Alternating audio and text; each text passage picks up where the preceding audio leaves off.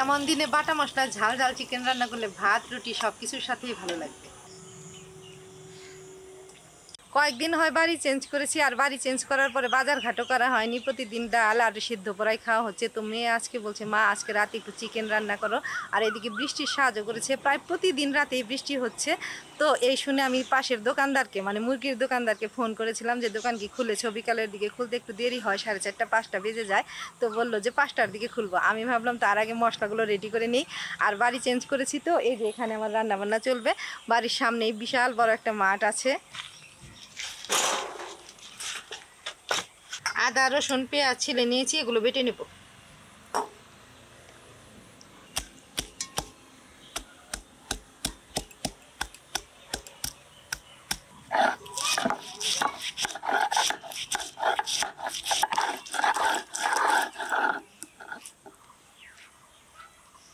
এগুলো বাটা হয়ে গেছে, একটা গামলার মধ্যে নামিয়ে দিই। মাংস আনতে গেছি, তার মধ্যে আবার বৃষ্টিও নেমে গেছে। বড় বড় ফোঁটায় বৃষ্টি পড়েছে। মেয়ে তাও বুদ্ধি করে উনানটা ঢেকে রেখেছে। মাংসগুলো তো বেশ কয়েকবার ধুয়ে নিয়ে এসেছি। এবার জল থেকে ছেঁকে ওই যে আদা রসুন পেঁয়াজ যে বেটে রেখেছি ওখানেই দিয়ে দেবো। এবার এর উপরে দিয়ে দিলাম হলুদ গুঁড়ো, স্বাদ মতো লবণ, সর্ষের তেল। হাতে নিয়ে মাংসগুলো ভালোভাবে মেখে নেব।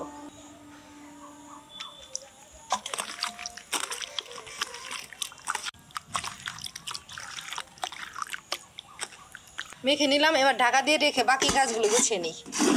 বাড়ি বদলানোর সময় তো জিনিসপত্র কোথায় কোনটা এনেছি তার হিসাব নাই। রান্নার কড়াইটাও যে কোন বস্তায় ভরেছি তাও জানি না।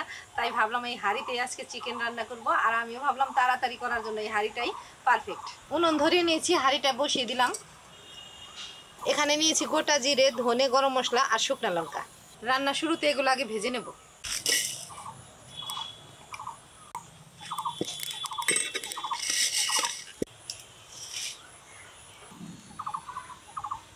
হাঁড়িতে দিলাম সর্ষের তেল।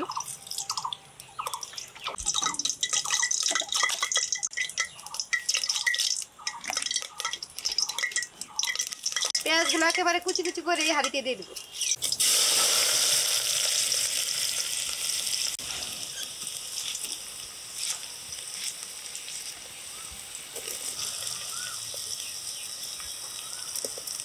দেবো একটা তেজপাতা আর 2টা শুকনো লঙ্কা।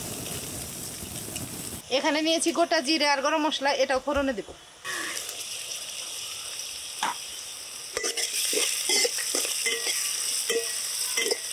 পেঁয়াজগুলো আদা ভাজা করে নিলাম। এর উপরে মাখানো মাংস দেব। মাংসটা দিয়ে দেবো বাবা। এই নাও।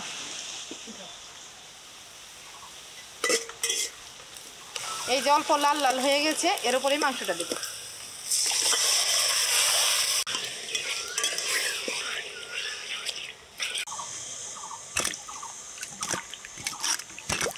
টমেটোগুলো ছোট ছোট 2 টুকরা করে দেব।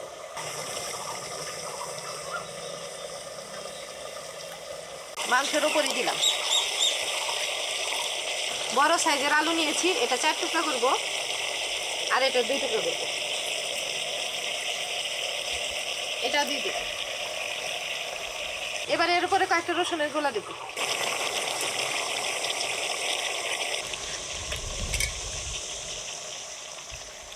কয়েকটা কাঁচা লঙ্কা ধুয়ে নিলাম, এটা 2 টুকরা করে দেব। ভেঙেই দিলাম হাত দিয়ে।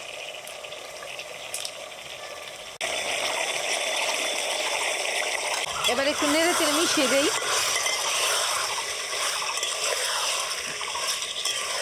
এখানে যে মশলাগুলো ভেজে রেখেছি এগুলো বেটে নেব।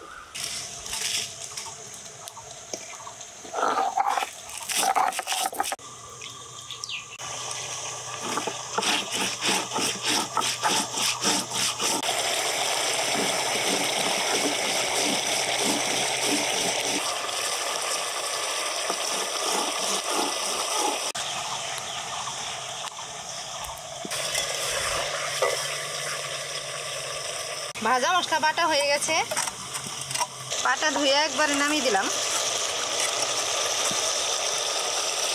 এবার এই বাটা মশলাটাও মাংসের উপরে দিয়ে দেব। নেড়ে চেড়ে ভালোভাবে মিশিয়ে দিব।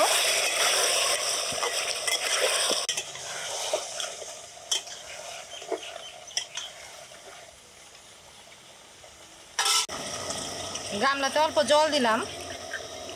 মাংসটা মশলার সাথে কষে গেছে, এবার অল্প জল দিয়ে ঢাকা দিয়ে কিছুক্ষণ রান্না করবো।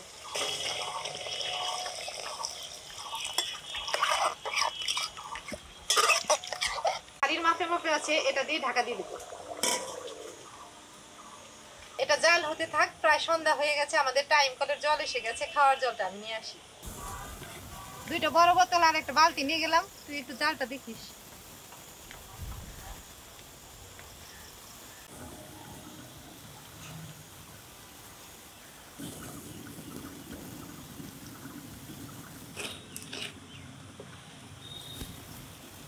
প্রায় 10-12 মিনিট জাল হয়ে গেছে, ঢাকনাটা খুলে দিই।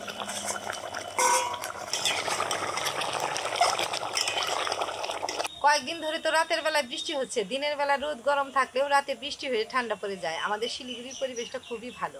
আর এমন পরিবেশে আজকে আমি ঝাল ঝাল করে চিকেন রান্না করলাম, সম্পূর্ণ বাটা মশলায়। হলুদ গুঁড়ো দিয়েছি, লঙ্কার গুঁড়োও দিইনি, শুকনো লঙ্কাও বেটে দিলাম। তো এমন দিনে এমন চিকেন রান্না খেতে খুবই ভালো লাগবে। শেষের দিকে জাল দিইনি, গরম উনুনে বসিয়ে রেখেছি। রান্না প্রায় হয়ে গেছে, এবার খুলে দেখি। দারুণ একটা গন্ধ বেরিয়েছে। রান্না হয়ে গেছে, কড়াই খুঁজে না পাই ডালের পাতিলে চিকেন রান্না করলাম। এবার নামিয়ে দেবো।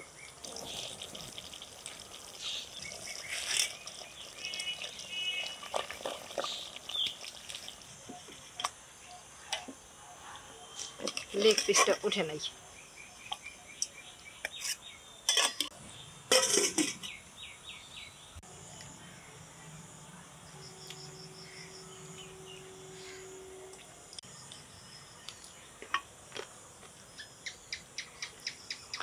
এমন দিনে বাটা মশলা ঝাল ঝাল চিকেন রান্না করলে ভাত রুটি সবকিছুর সাথেই ভালো লাগবে।